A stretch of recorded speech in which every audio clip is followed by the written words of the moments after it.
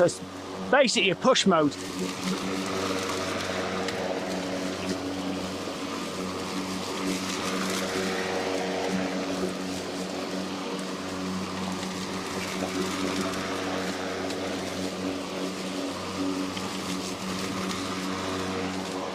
It's working.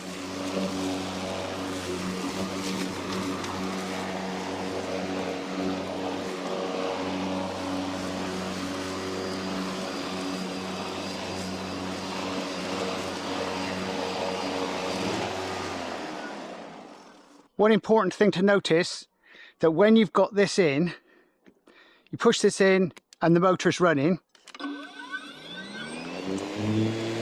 The gear's not engaged, so you can go backwards and forwards, okay, like this.